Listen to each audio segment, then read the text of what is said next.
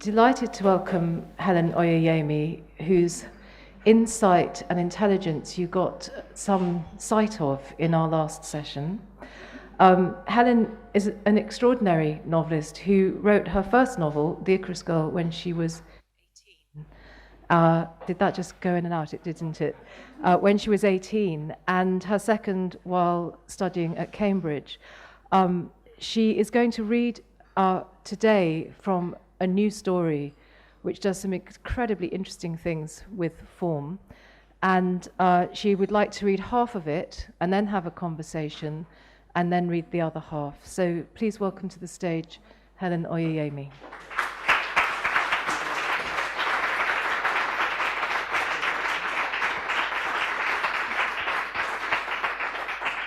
Hello everybody, it's lovely to be here. Interesting to read after that last panel. I think my reading half of this and then half later is just my way of trying to generate some suspense. So we'll see how that goes. The story is called Sorry Doesn't Sweeten Her Tea, and it opens with a poem by Chun Yang He. I need to actually find out the name of the translator before I publish this, but here's the poem. To you who eat a lot of rice because you are lonely. To you who sleep a lot because you are bored. To you who cry a lot because you are sad, I write this down. Chew on your feelings that are cornered, like you would chew on rice. Anyway, life is something that you need to digest. And here's the story. Be good to Boudica, and Boudica will be good to you, Head Oyeyemi said. Boudica and I eyed each other through the blue-tinted glass of Ched's fish tank, and I said, tell me what she is again? To the naked eye, Boudica is a haze of noxious green that lurks amongst fronds of seaweed, looking exactly like the aftermath of a chemical spill. But Ched's got the certificate that states Boudica's species is Beta splendens, colloquially known as Siamese fighting fish, because fish of this kind have a way of instigating all-out brawls with their tank mates. It's almost admirable. Boudica doesn't care how big or pretty her fellow fish are. If they come to her manor, she will obliterate them, whether that means waiting until the other fish is asleep before she launches her attack, or, in the case of a fish that simply refused to engage with her, eating the eggs that the other fish had spawned, and then dancing around in the water while the bereaved mother was slain by grief. So now Boudica lives alone, which is exactly what she wanted all along. I get this vibe that Ched, the eternal bachelor, sees Boudica as a fish version of himself. But he's never said that out loud, at least not to me. We don't have those kind of talks. Even if Ched and Boudica are on some level the same person, the fact remains that the man is able to feed himself, and the fish needs someone to see to her nutrition a couple of times a week. Ched called me over to tell me he was going away for 2 years, and he expected me to take care of Boudica. Twice a week for 2 years. Plus, Ched's house is spooky. The House of Locks, it's called. That's the actual address, House of Locks, Ipswich, Suffolk. He travels a lot, and I have his spare set of keys for use whilst on best friend duty, watering his houseplants when he used to have houseplants, collecting post, etc. But when I'm in there, I don't linger. Nothing has actually happened to me in there. Not yet, anyway. But every time I go into that bloody house, there's the risk of coming out crazy. Because of the doors. The doors don't stay closed unless they're locked. When the doors are locked, you hear sounds behind them, sounds that convince you you've locked someone in. And when you leave those doors unlocked, they only swing halfway out of the doorframe so that you can't see all the way into the next room, and it's just as if somebody's standing behind the door and holding it like that on purpose. The windows behave similarly. They only open all the way if you push them up slowly with more firm intent than actual pressure. Only Ched really has the knack of it. Apparently, the house's first owner took a particular pleasure in fastening and releasing locks, the feel and the sound of the key turning until it finds the point at which the lock must yield. So for her, the house was a lifetime's worth of erotic titillation. It's a nice house for Ched too, in that it's big and he got it on the cheap, and anyway, he's not really comfortable in overly normal situations. As it is, he hears voices. Nobody else hears these voices, but they're not just in Ched's head, you know? In this world, there are voices without form, They sing and sing, as they have from the beginning and will continue until the end. Ched borrows their melodies. That's the music part of the songs he writes. For words, Ched uses rhymes from our village, the kind that nobody pays attention to anymore because they advocate living by a code that will surely make you one of life's losers. A lot of stuff about living honestly and trying your best. Even if you only have one tiny job to do it well, do it well, do it well. These songs of Ched's turned out to be a hit with a lot of people outside our country. Ched got internet famous, and then magazine famous, and all the other kinds of famous after that. It was fun to see. His mother still says to me, "But don't you think people overreact to our Helen Oyeyemi? These girls screaming and fainting just because he looked at them or whatever. He's just some boy from Bezin." That's the power of those true voices, man. And now that you know that Ched and I are from a small village, that might make you say, "Oh, okay, so that's why this guy believes in voices he's never heard." But trust, living in a small village in a country that's not even sure it's really a country, you see a lot of shit that's stranger than a shaman, which is what Ched is or was before he started making money from the voices.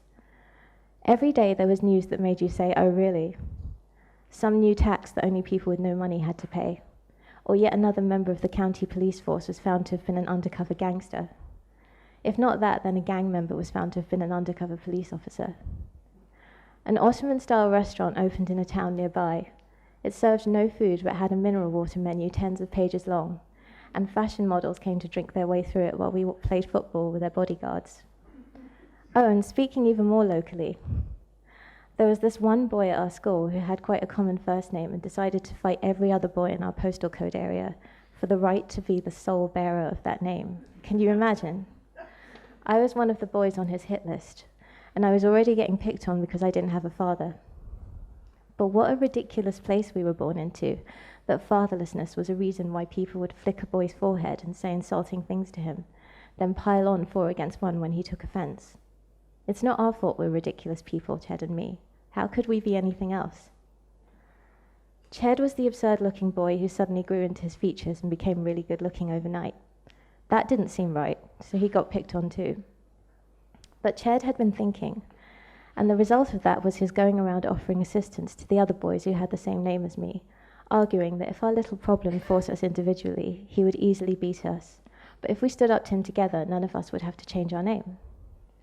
But everyone feared duplicity more than anything else. This was wise, since duplicity was all we knew, and decided it was better to take their chances as an individual. I believed Ched, though. With the solemnity of a couple exchanging vows, we slipped knuckle dusters onto each other's fingers, 4 for each hand.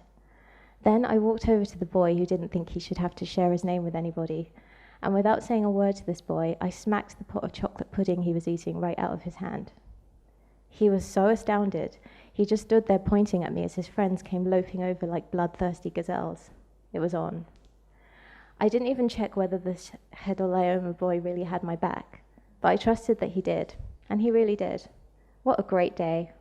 A day that modest plan worked. That guy changed his own name in the end. And it's been like that ever since with Ched and me. He was lucky enough to be a year older than me, and when he graduated from our school, it was like being the only sane person left in an asylum. There was more and more bullshit every day. But Ched waited for me at the school gates, and he had a lot of good pep talks. That's why it's pretty odd that Ched went back for mandatory military service. Only passport holders have to do that, and I thought he'd given up his passport like I had. "No, I never told you that," Ched said. "But why would you keep it? Haven't you seen the stuff they write about you over there? You've sold out, you're scum, blah, blah, blah." "So what, now you're trying to change people's minds? Why those minds in particular? I thought Yeah, I know what you thought," Ched said. "But friendship's making me selfish, all this being nice to people so they'll keep being nice to me." "Is it? Exactly what kind of bastard are you, by the way?" He laughed and ruffled my hair. All of his was gone. He'd just come back from the barber's. Baldness made him look younger than I'd ever seen him, and toothier too. Like a stray, but a dangerous stray. You could take him home if you wanted to, but he'd tear the walls down. "It's time for me to be part of something impersonal," he said. "Duty is as big as it gets. Do these people like me? Do I like them? Am I one of them? All irrelevant. I'll be directing all of each day's effort towards one priority: defend the perimeter." I was provisionally jealous. I mean, I'm doing the best I can with a head full of the most dismal rubbish. How would it be if a really strenuous filter was introduced and the quality thoughts got more space than the dross? If discipline really does bring that kind of simplicity to Ched's life, I'll be fully jealous. If. Other things my best friend said to me, that 2 years was but a short span, and in the meantime he hoped his house of locks would become a kind of sanctuary for me. It would have been a really nice speech if Boudica the fish hadn't been blinking balefully at me the whole time. You there! Forget to feed me once, just one time, and you're dead. I mumbled that I had a lot on at work, but I'd see what I could do. I don't tell Ched how often the things he says come true. That's for his own good, of course, so that he stays humble. But here's an example. This past couple of weeks alone, I've come to the House of Locks 7 times. 4 times to feed Boudica and walk the length of her tank. The first time she raced me to the furthest corner, and all the other times she's turned her back. The rest of my visits have been for sanctuary, I suppose, just like Ched said. All I've seen or heard of him since his departure are blurry photographs of his arrival at barracks, these posted on various fan sites.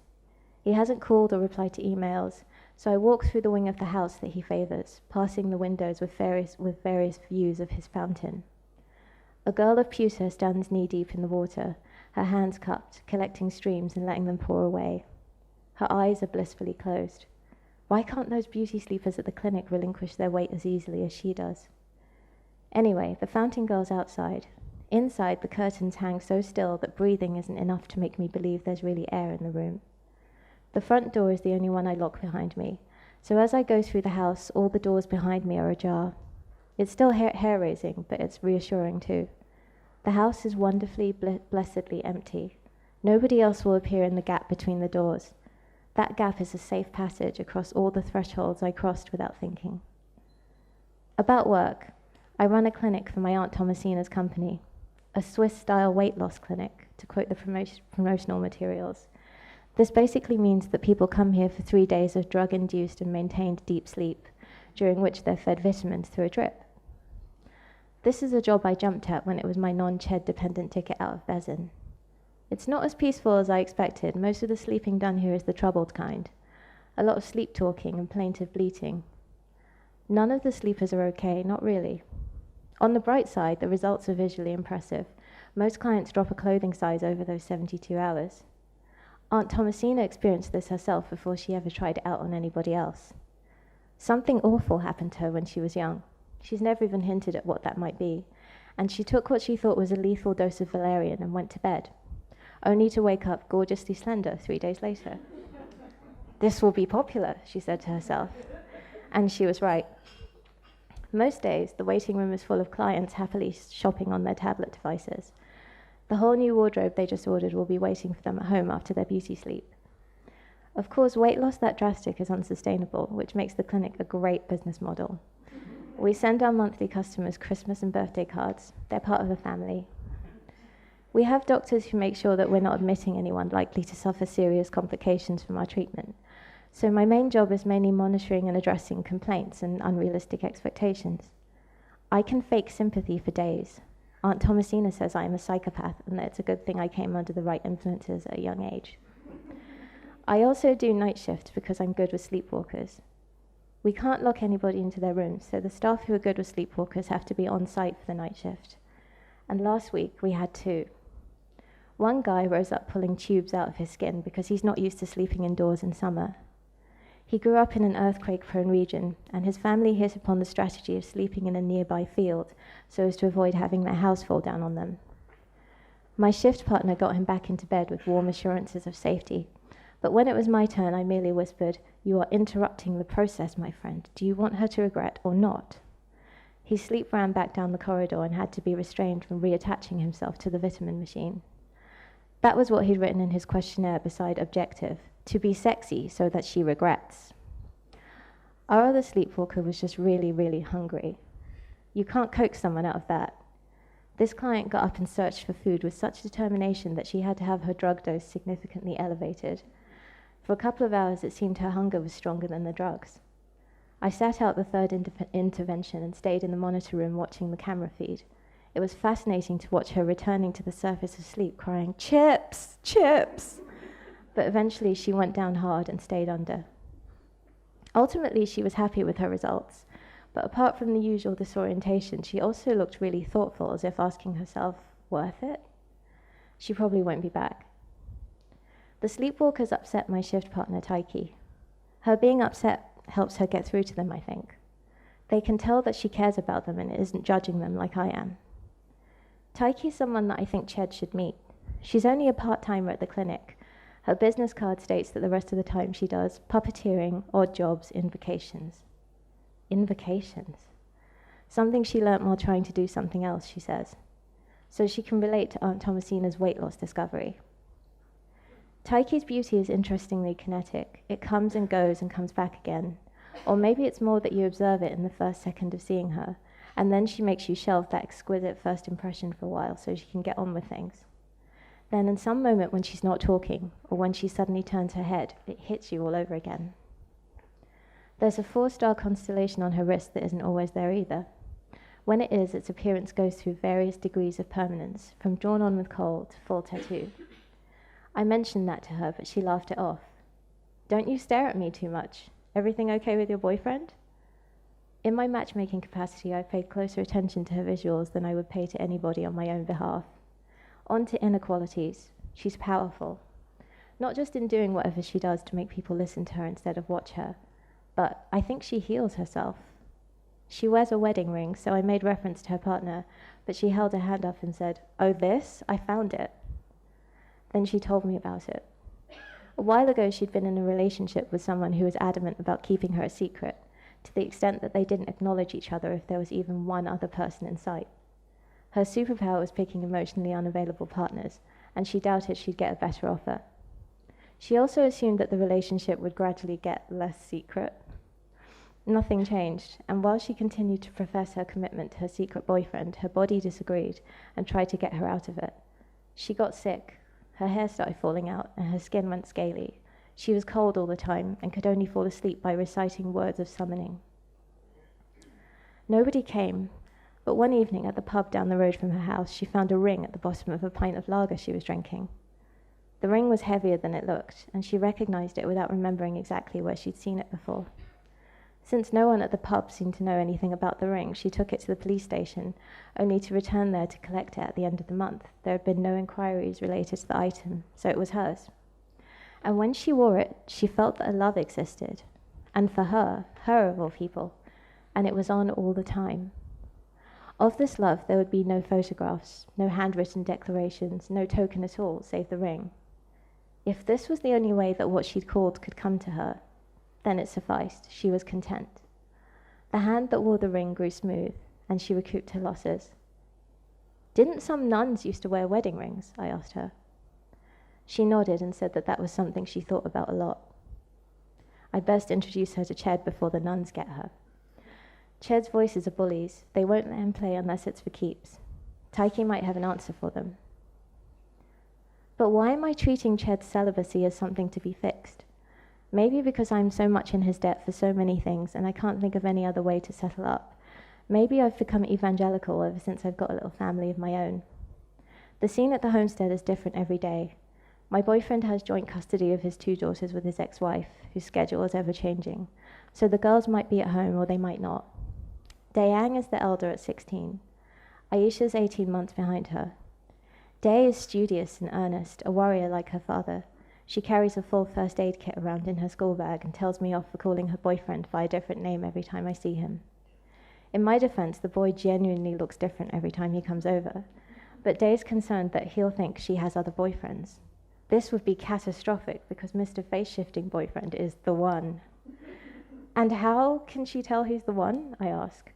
Well, how did I know that her dad is my one? She asks. Some things are just completely obvious. Gosh! Day is great, but Aisha is my darling and my meddlesome girl. She's the one who gets the question, but why are you like this? At least once a day from her father. If she isn't growing something, she is the reason Noor finds toadstools in his shoes. Or brewing something, she's the reason it's best not to leave any cup or drinking glass unattended when she's at home. She'll pass by singing and swishing her tail around. She put her sewing machine to work making a set of tails that she attaches to her dresses. A fox tail, a dragon's tail, a tiger's tail, a peacock's. On a special occasion, she'll wear all of them at once. Last month, Mathias Fust released a new album, and Aisha hosted a listening party for 5 bosom friends. The bosom friends wore all their tails too. Those were the good old days, when Aisha's love for Mathias Fust was straightforward idol worship. Her wall was covered with posters of him. She sometimes got angry with him for being more attractive than she thought anyone was allowed to be, and would punch a poster right in the face before whispering frantic apologies and covering it with kisses. She had Nor or I buy certain items because she'd read an interview in which this pop star mentioned he loved this or that particular scent or colour on a woman. All of Aisha's online IDs was some variation on her official motto, Mathias Fust is love, Mathias Fust is life. Ched had met Fust a few times and said he wouldn't want any daughter of his going anywhere near that dickhead, but the first time he said that, I took it with more than a pinch of salt. For starters, Aisha's polite refusal to have a crush on her friendly neighbourhood pop star was something of an ego bruiser. There were a few other small but influential factors, Fust being 10 years younger than Ched, plus it's being well known that Fust composes, arranges and writes the lyrics for all his mostly successful songs himself. No voices, just some intriguing combination of daydreams and hard work. It just wasn't really possible for Ched to like him.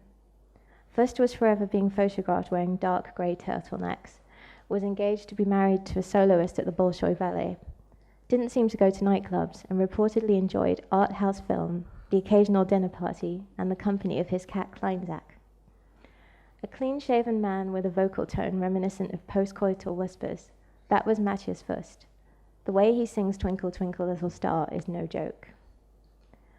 Ched had been away for about a month when I got home to find love to hatred turned. Nor was making dinner, checking his recipe board after each step, even though he knew it just as well as if he'd written it himself. The not-so-hidden charms of a man who takes his time over every detail, especially once you distract him for just long enough to turn all his attention onto you. It didn't occur to me to ask about the kids until halfway through our very late dinner. Bad stepfather. Have the kids already eaten? Noor shook his head. They promised they'd have something later. Why? Not sure. Heartbreak, I think. Ah, so the face shifter isn't the one after all? No, it's not Day. Well, it is Day, but only because she can't let Aisha go through it all on her own. The sisters were huddled together on Aisha's bed with a laptop between them. They closed the laptop when I came into the room, leaving me to look around at the bare walls and wonder what had happened. Both girls were red-eyed and strenuously denied being upset. When I left the room, I clearly heard Day say, "You've got to stop watching it." And Aisha answered, "I know, but I can't." Then she said, "Maybe it isn't true, Day. It probably isn't true." And Day said, "Oh, Aisha." Minutes later, Nora and I watched the video ourselves downstairs. It was called A Question About Mathias Fust. Nora found it hard to watch in one go. He kept pausing it. This cowardly pacing would normally have been grounds for a dispute. I agreed with him just that once, though. The video opened with a woman sat on the floor in her underwear, showing us marks all over her body. A lot of the marks were needle track marks, but they were outnumbered by marks I hadn't wanted Day and Aisha to ever become acquainted with, bruises left by fists and boots. I dreaded the end of the camera's journey up to the woman's face and didn't know what to think when I saw that it was untouched, even a subdued kind of pretty. No makeup, clean, mousy-looking hair, age absolutely anywhere between 25 and 45. I'd seen girls who resembled her waitressing in seedy bars across Europe, removing customers' hands from their backsides without turning to see who the hand belonged to, their gestures as automatic and unemotional as swatting midges. She pulled the t-shirt on and looked at the camera for a little while before she started talking. You could tell from her eyes that she was out of her head on something and probably couldn't have told you her own name if you'd asked her.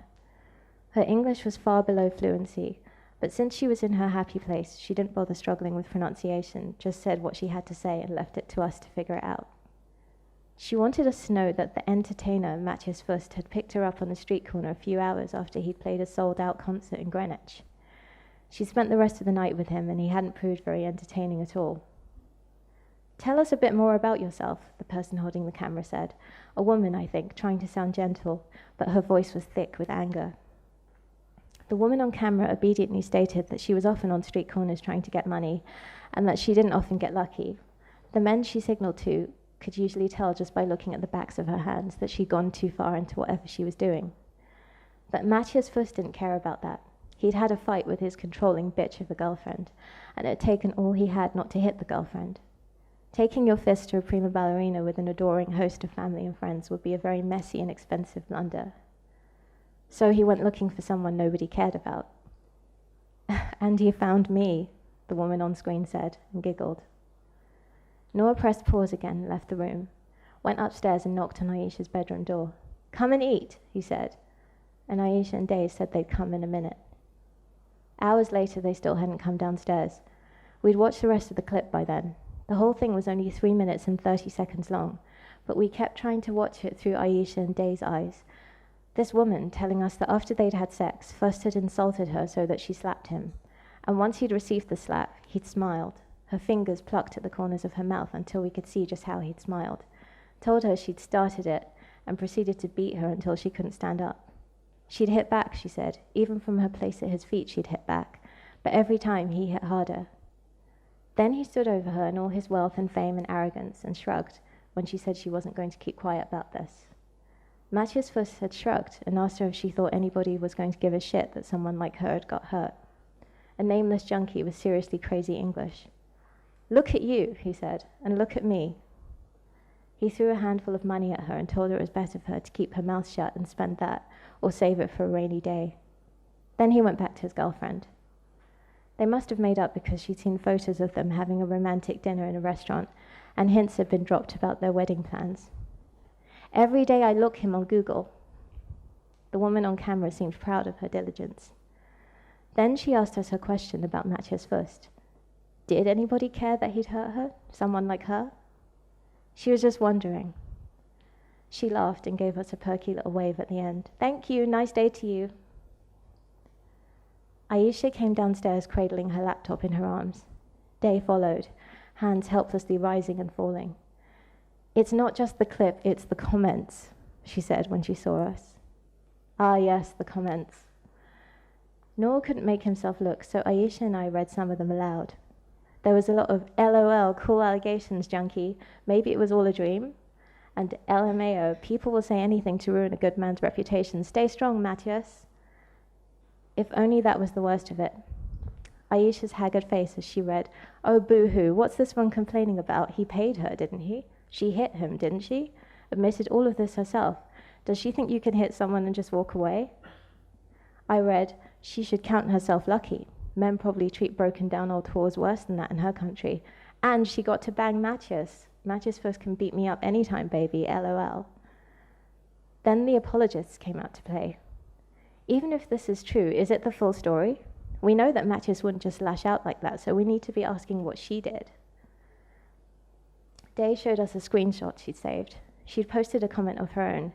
"Guys, are you being serious? I'm appalled and really scared by this and all the reactions I'm seeing. This isn't the world I want to live in." She'd received so many replies telling her to kill herself that she decided to delete her account. "I still don't think it's true," Aisha said. "He couldn't have done something like this." When Noor put on his solicitor voice to point out that the video had been up for half a day, had a view count of 500,000, and would have had Matthias Fuss's team of lawyers swinging left and right if the content hadn't had any basis in fact, Aisha said through gritted teeth, "But he hasn't said anything at all." "He'll probably make a statement in the morning," Noor said. We were failing as the men in Day and Aisha's life. We weren't doing what we were supposed to do. This came through very clearly in the way that Day and Aisha were looking at us, or more, not looking at us, really. The morning brought no statement from Fuss, and Noor sounded relieved and ashamed of his relief when he said, "Looks like she hasn't got any proof and he's going to ignore or deny it." In the afternoon, there were reports of an eyewitness to the beating coming forward, and about an hour after that, Fuss' legal team announced that he'd voluntarily made himself available to the police for questioning. At the clinic, my concentration was poor, and I mixed up checkout forms so that departing clients got to read details of each other's low self-esteem and experience the outrage of not being unique. Taiki Shaw and I were on the same shift again, and got authorization to offer free secondary sleep sessions all around so we wouldn't be sued. But like Aisha, Taiki was addicted to the YouTube clip. She spent her break time watching it over and over on her phone and ran the battery right down. "Found that one a bit tough to watch," I told her. "Really?" she said. but it's just someone talking about this time she got beaten up. No bullets or gore or bombs or anything. This is nothing compared to other things you can see on this site. I don't know what to say, I can't explain it. Well, I hope she sees the view count and accepts that as an answer to her question about whether people care. These numbers are up there with the numbers for footage of the world's most brilliant strikers scoring the decade's most brilliant goals. So it's not that we're indifferent, we care, just in a really, really, really fucked up way. Mathieu's first fiancée released a statement as we were leaving work. She was shocked and upset to hear of the events described in the video, and would be paying the victim a visit to see if there was anything she could do for her. She had never seen a violent side to Matthias's character, but it was now clear that he'd been struggling with some issues, and they'd been spending some time apart while he completed a course of anger management therapy. No jail time for Fust, just a fine and some therapy, Taiki predicted, even as she admired the photo of the prima ballerina who was elfin and ethereal and all the rest of it. Yeah, well, I beg to differ, I said. Taiki stuck her hand out. Bet you £100. I suppose this is all just a joke to you, but I know a girl who's pretty badly shaken up by all this. Taiki sighed. She was a fan? She's still trying to be one, I think, clinging to every possible delusion. Taiki's sigh deepened. Let me know if there's anything I can do for her. Okay, thanks. I had it in my mind to ask Taiki what she thought she might be able to do for a girl she'd never met, in a spirit of curiosity, not hostility, but had to hurry over to the House of Locks. Terry, the man who maintained Boudica's fish tank, was waiting for me to let him in. After Terry left, I stayed a few more hours, reading Matthias' first updates aloud to Boudica, who looked suitably incredulous. YouTube Woman was glad she'd had a chance to meet the woman she'd found herself taking a beating for, and wouldn't be pressing charges. She'd hit Fust first. That was an excessive response to some words he'd said, and his response in turn had been excessive. All she asked was acknowledgement of that, a sincere apology. So Matthias Fust was preparing a sincere apology. Had she read any of the comments? That's what I wondered. Did the woman from the YouTube video understand that the public wasn't on her side? She made her requests with such placid mirth, as if talking into a seashell or a shattered telephone, as if Matthias Fust fans weren't actively looking for her, probably in order to finish her off. Even those who'd begun to condemn Fust believed his apologies should be directed elsewhere. It's his fiancée I feel sorry for in all this. Those who claimed they wanted to feel concern for YouTube Woman didn't like that she'd filmed her allegations whilst high, and yet she might not have been able to talk about it sober. Noor texted that he was considering taking Aisha'S laptop away until the first case died down. She seemed to have spent the entire evening engaged in a long and rambling argument with her friends via 6-way video call. She attacked Fust's reputation, defended it, then attacked again, berated the friends who'd gone off him for their faithlessness, cursed the infinite stupidity of his unchanged fans, and threatened to put on a Fust mask and beat them up to see how they liked it. She'd skipped dinner again and was running a temperature. When was I coming home? 2 firsts, being reluctant to leave Chet's house and being reluctant to enter my own. I said I'd been at the gym. Ched does have a home gymnasium. He works out a lot, his body being his backup plan in case he gets ugly again. But I don't know why I lied. Aisha will get over this, but what of her tales and her plant-growing projects and the remarkably potent gin she was perfecting? That gin was going to make us richer than an entire network of 1920s bootleggers, I said, to see if that wouldn't rouse her. She likes money. Now it seems she liked it because she could exchange it for Matthias' first-related items. What worries Noor is that 3 of Aisha's graven images fell off their pedestals at once. Him, me, and Matthias Fust. Aisha and Day seemed to pity us a little for the weakness they found in us. Noor's brisk talk of judicial process and media treatment. My awkward silence. Is it really bad that the girls have found us out, though? I never projected strength. Not on purpose, anyway. What are you really worrying about, Noor? He shuffled papers into his briefcase, rearranged his pens, straightened his tie. It's just, I think I've lost them, just like that overnight. Their mother says they're fine with her. I loosened the knot of his tie a little, just a little. It still looked neat, so he couldn't complain. Nah, I don't even know them as well as you do, and I can tell they're just thinking. A casual overview of all their main emotional attachments reveals that Noor and his ex have been better parents than they realize. While Day and Aisha appreciate strength, lack of it isn't a deal breaker for either of them in the matter of whether they respect a person or not. All was quiet on the Matthias First front for a few months. I kept an eye on that situation amongst an assortment of other situations, and read that the reporters who managed to get a soundbite out of First all got the same one. He was completing his anger management therapy and was still preparing his apology.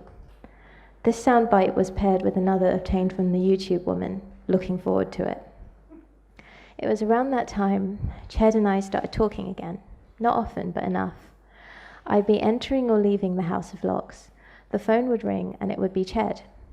He described his current existence as a cycle of drills and chores, and was so tired he'd fall asleep mid-sentence.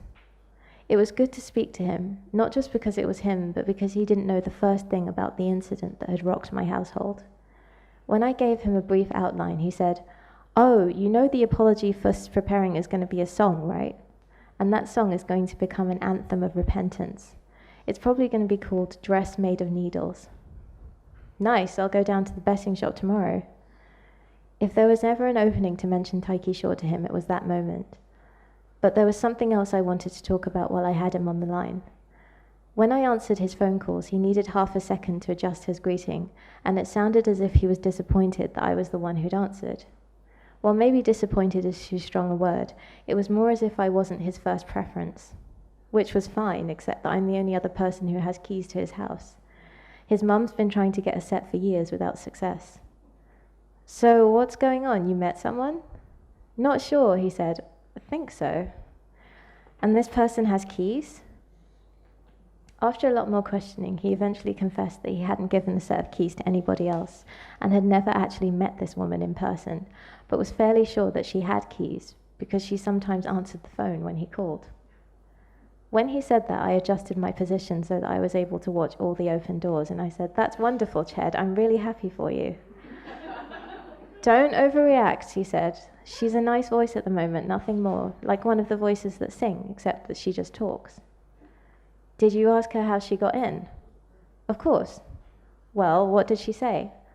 "She encouraged me to think of a better question."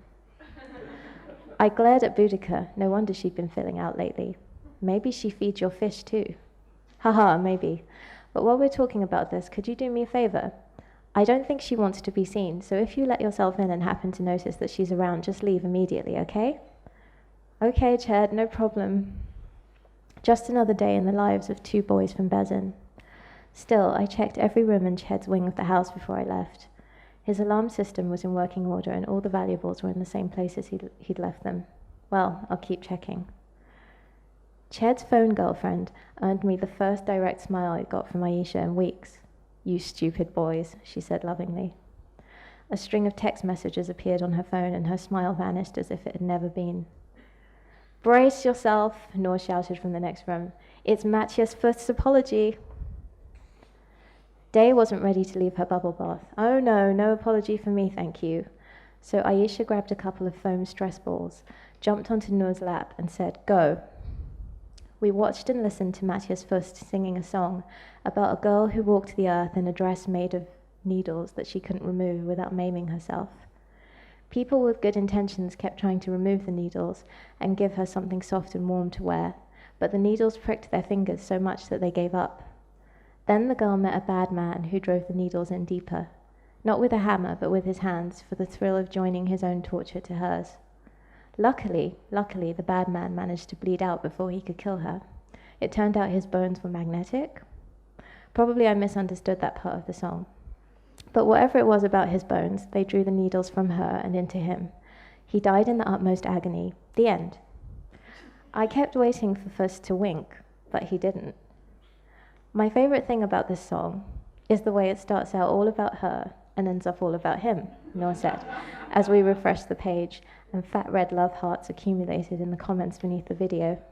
"Matthias understands. This is exactly how I'm feeling today. Thank you, Matthias.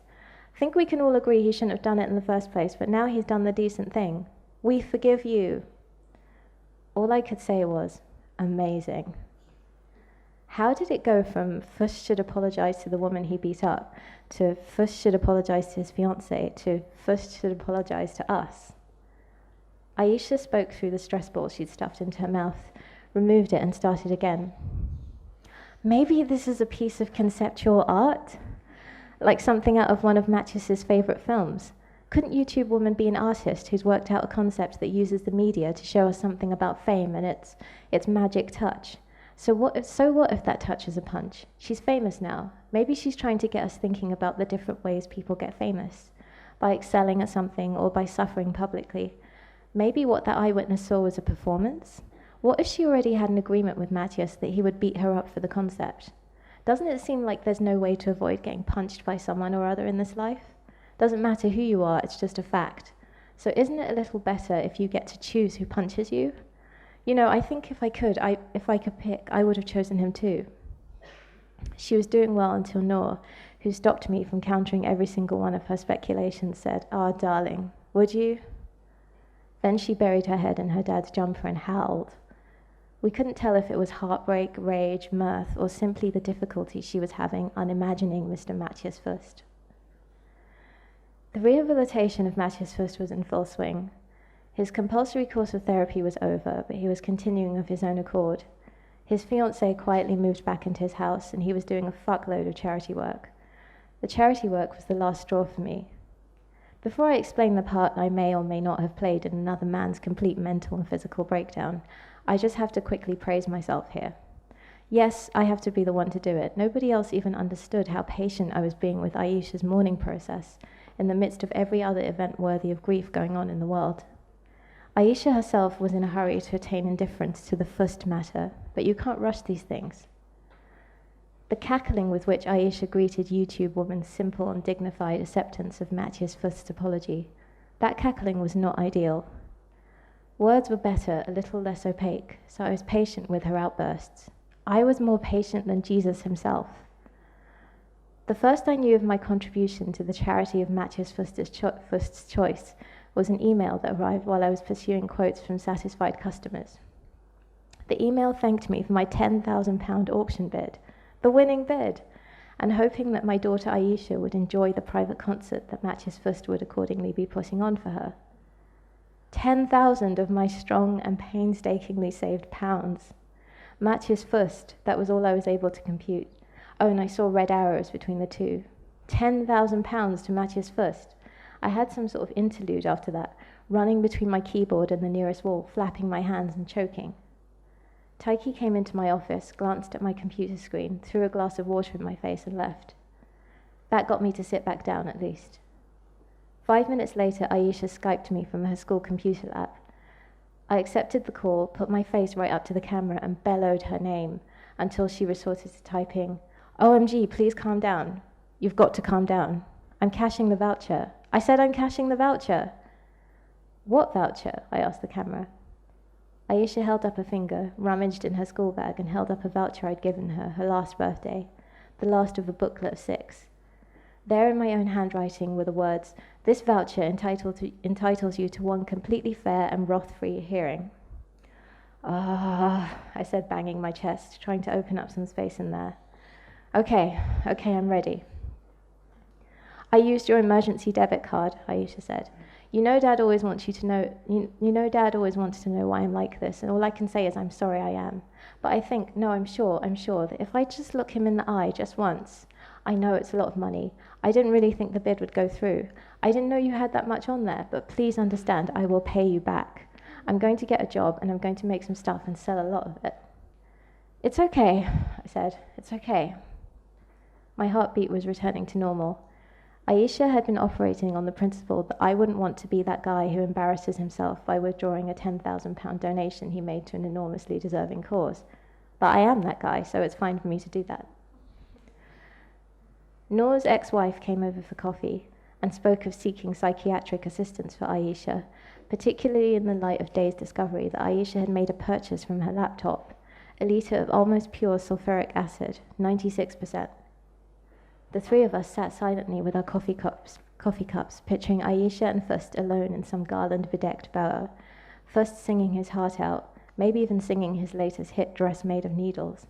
Then, as the last notes of the song died out, Aisha uncapped the bottle of acid hidden beneath her dress and let fly. For about a week, Noor couldn't look at his daughter without shouting, "What are you?"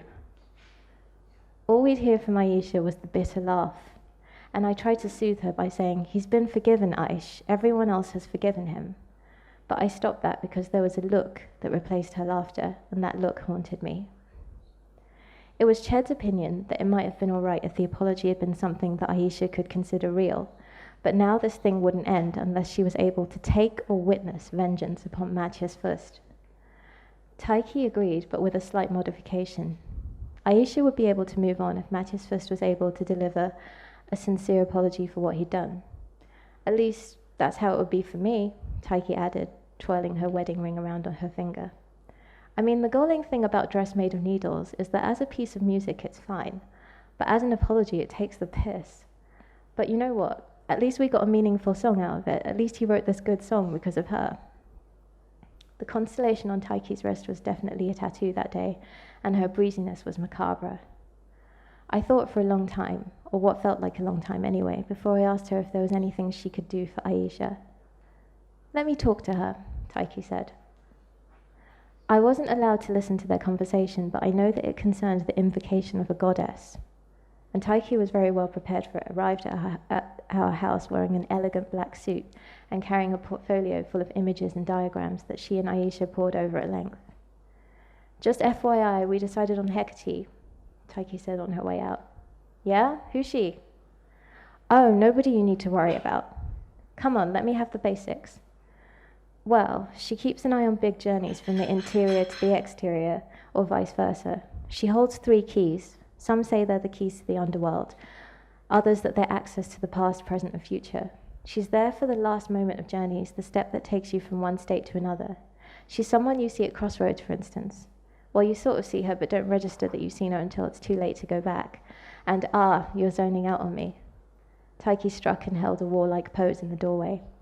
"Picture the image of me fixed in this doorway, and also in every other doorway you pass, sometimes 3-dimensional and sometimes vaporous, whatever I feel like being at the moment you try to get past me," she said. "Imagine not being able to stop me from coming in. Imagine not being able to cast me out because I own all thresholds. As an additional bonus, imagine me with 3 faces. That's who we're sending to have a little chat with Matthias first."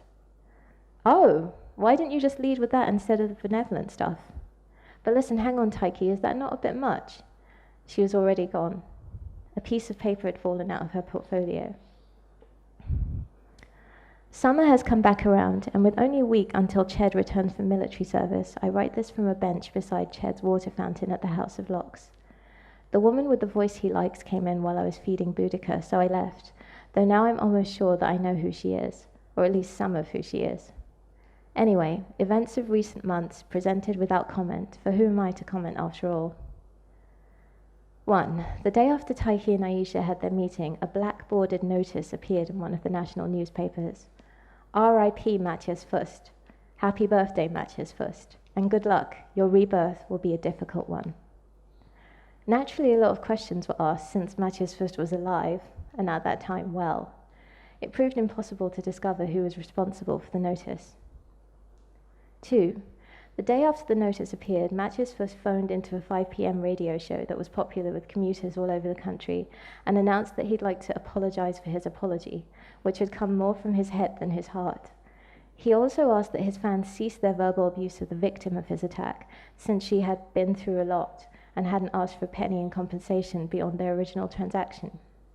The host of the radio show had to ask him to repeat his declarations of remorse several times because his weeping made them unintelligible.